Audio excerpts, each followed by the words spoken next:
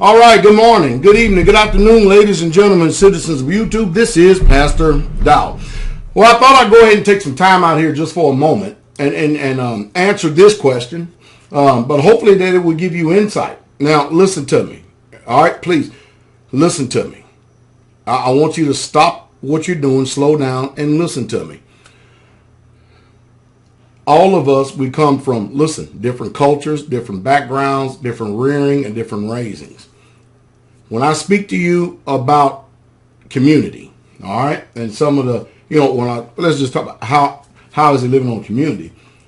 I'm going to come from a person who lives on a community perspective as well as the leader's perspective. And you really have to listen to me very closely, okay?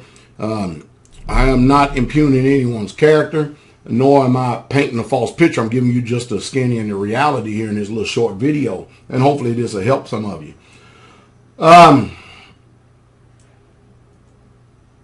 It's a very difficult thing trying to talk to people today because people have things in their mind the way that they think things ought to be.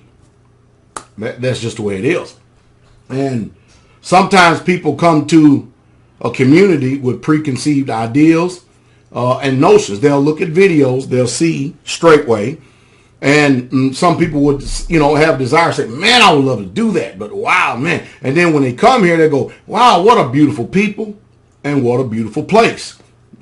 That's what we hear. And of course, that's one perspective from the outside looking in. It's a total different perspective from the inside looking out. I'll give you an example. Now listen to me. I'm speaking from both sides of the fence, so I understand the reality, okay? Listen to me. People who do not live on a community, and mind you, I've been where you are, and I deal with people every day that are where you are. People who do not live on a community have a total different outlook on life as opposed to those who live on community. What I do know is this, that the people who live on the community, they have a whole lot more grit. They have a whole lot more self-determination. They have a whole lot more drive.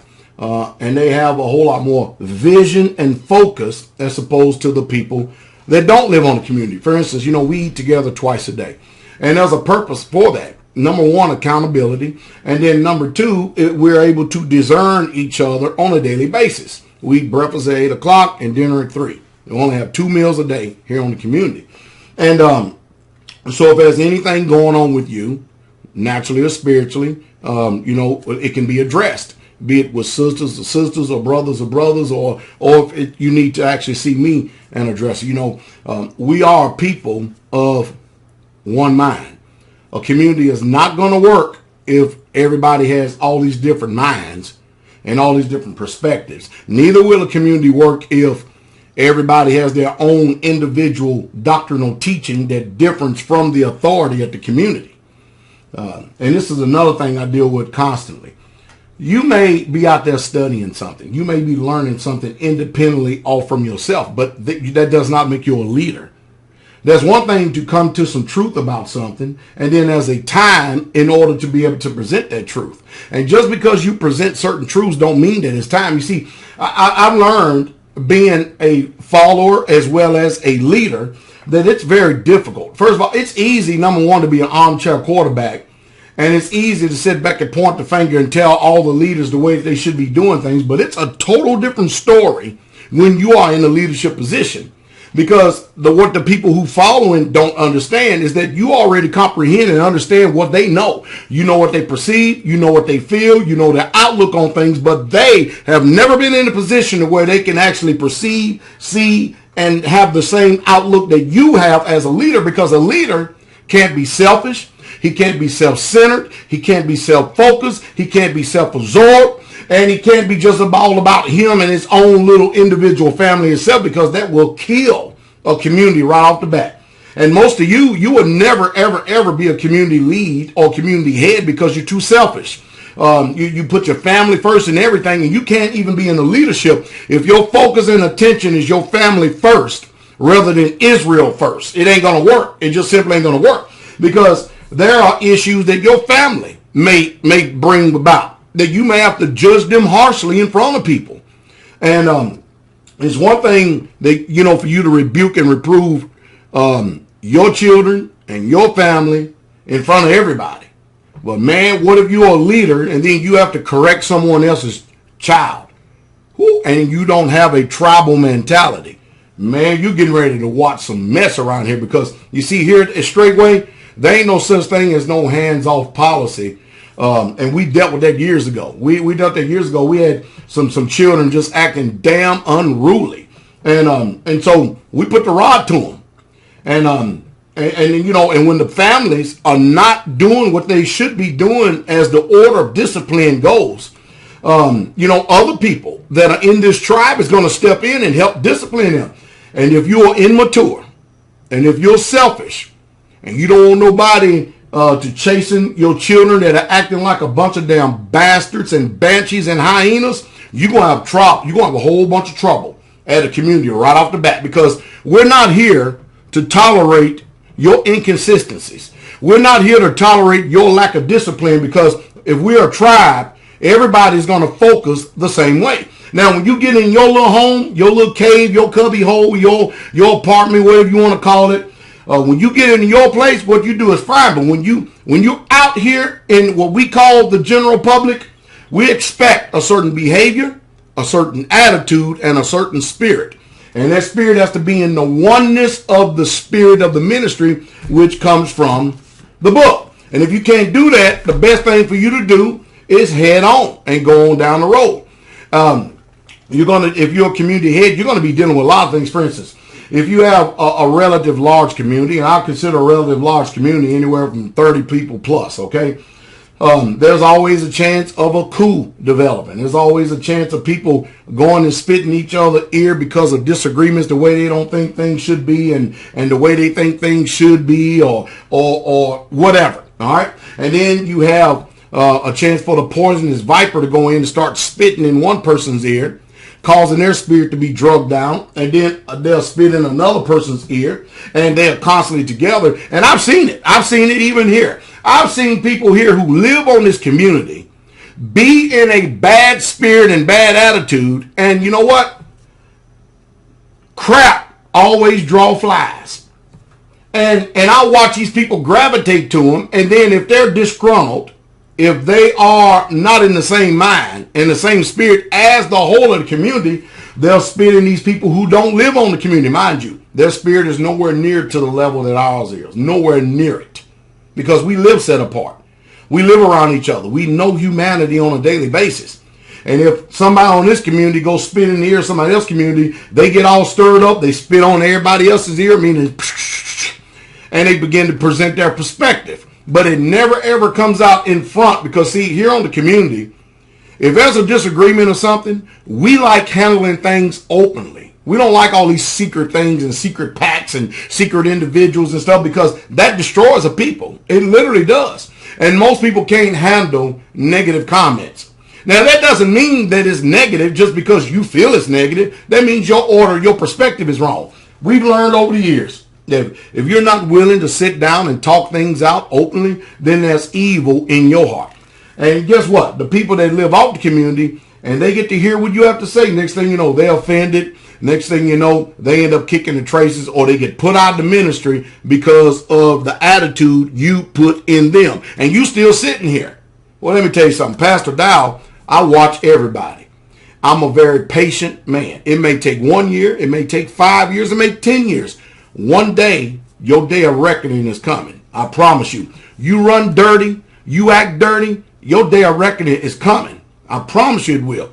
And don't ask, where's the care and where's the love, when all this time you've been undermining. All this time you've been kicking against the pricks. All this time you've been rebelling against authority, be it in a soft form or just flat out, I forget.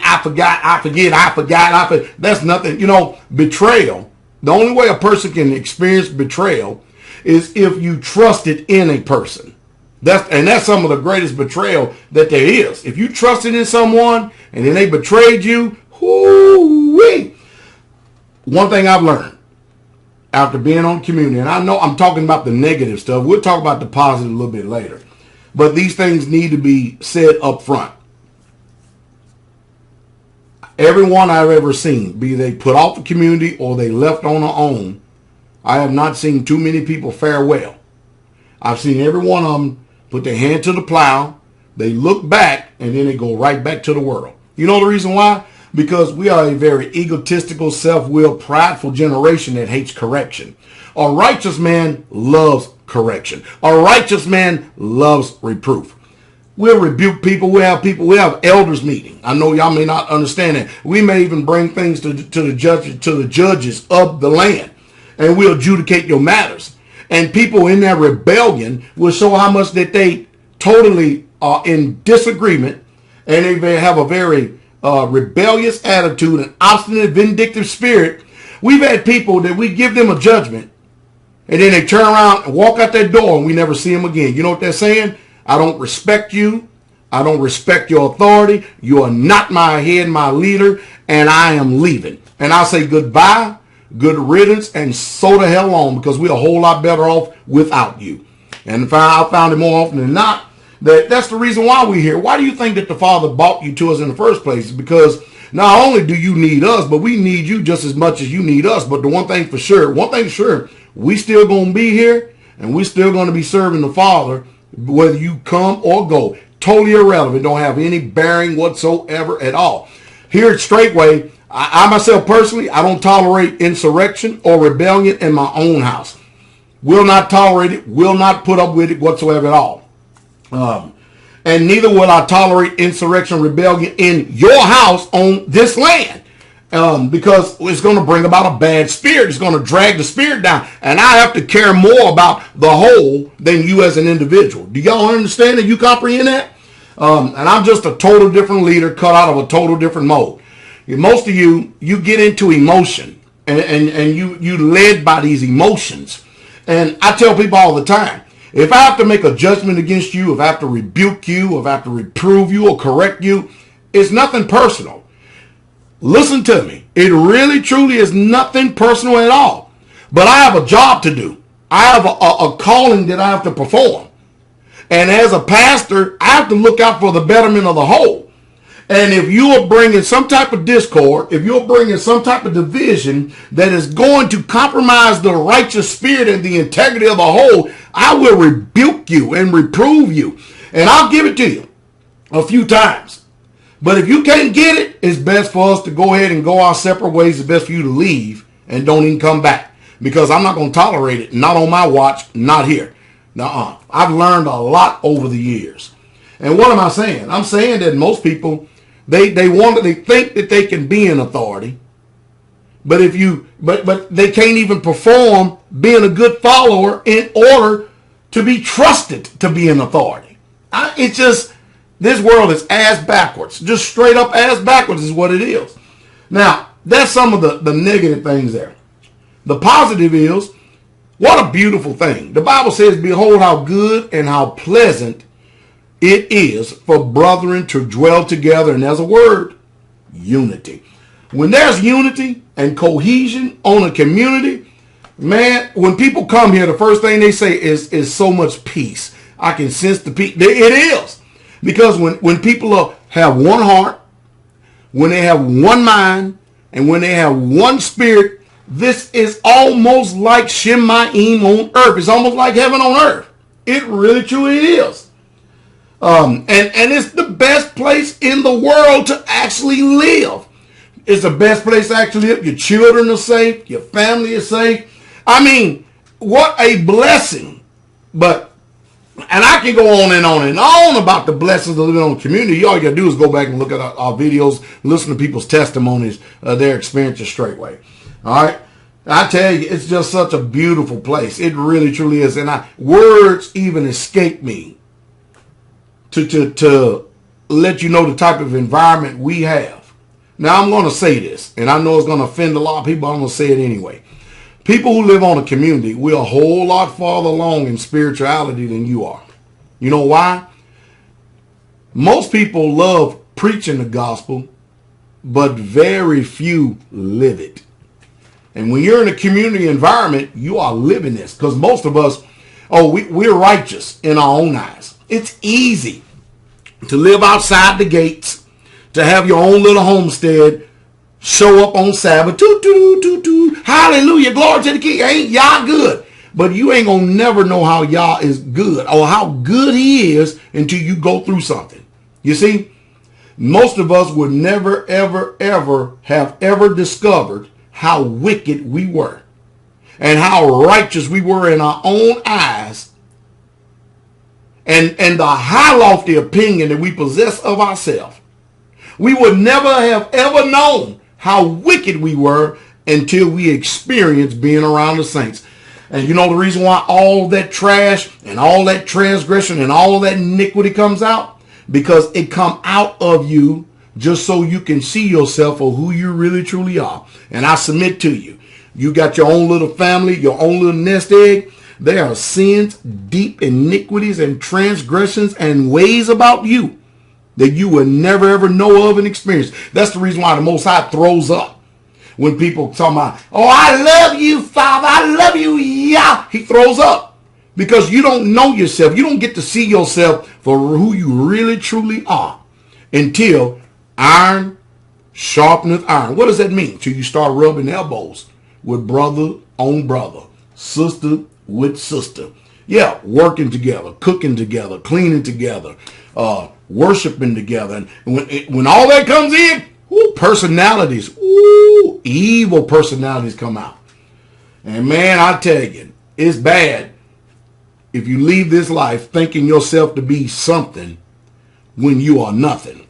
There's a total different attitude when you live outside of a community as opposed to living on a community. 90% of the people that say that they're Israel, in fact, cannot live in a tribal environment. They're too selfish, too self-focused, and too self-centered, and they don't believe in sacrifice. They don't believe in unity. They don't believe in being together. And some people say, well, just give me time. Just give me time and I'll come to it. You'll never come to it because your time is when the door's open. That's the reason why here at Straightway, I hardly ever open up the door. If I open up the door and I allow somebody to become part of us in one of our communities, and I'm telling you, if you ever get the privilege and honor to do that, you've got a privilege above everybody else. We have no regrets. I started on this community, Boots on the Land, in my early 30s, and I'm 50-something right now. I have no regrets. I've had highs and I've had lows. I've had ups and I've had downs. But I tell you what, I thank y'all for everything. I thank y'all for all my trials. I thank y'all for all my tribulations. I thank y'all for all my testings. I thank y'all for the good. I thank y'all for the bad. You know the reason why? I say the same thing Paul said. Because every single bit of this, all of it, has worked out for my perfection. Every single bit of it has worked out for my exhortation and my comfort. So when I hear people get on here blabbing their mouth on YouTube and they think that they know what it means to live on a community, and they live in a little nest egg way far away from anybody, especially people don't have fellowship. If you're not in a fellowship of believers and you're not faithful in that assembly, I'm not going to hear a word from you. I'm not going to hear a word from you at all because you are so far off the beaten path. It is ridiculous. That's what it is. The idea is to have unity. But I tell you what, this is my expectation. I expect for men to be the heads of their home. If you whatever you got going in your home and stuff like that, it's fine. You better straighten it out. Don't bring that mess on the community and then bring an evil spirit and start affecting everybody else. I expect sisters to be sisters, children to be children, and men to be men. That's right. That's right. And we have a beautiful environment, beautiful place. And I am a very hard working pastor, both naturally and physically. Very hard working pastor. The one thing that I do not like, that I have had to get used to, is actually sitting behind a desk and doing paperwork. I can't stand it. Be it from paying bills. I don't mind answering your letters. I'd rather sit in the living room and study. If you understand what I mean, in peace and quiet. But there's just something about being at a desk in front of a computer. I just don't like it too much. I don't. I would rather be out there playing in the dirt. I would much rather be laying block, running heavy equipment, building custom cabinets, or framing a home. Anything. than staying cooped up in the house all day. It just ain't me. It just ain't me. But anyway, hey, I just thought I'd give you a little bit of something right here. But I'm telling you, many of you're so blinded to yourself, and you would never, ever know how blind, you'll never even know how blind you have been about yourself until you actually get around the saints. Because everybody is righteous. Everybody's right in their own eyes. But notice, it's only because it's in your eyes. Shalom.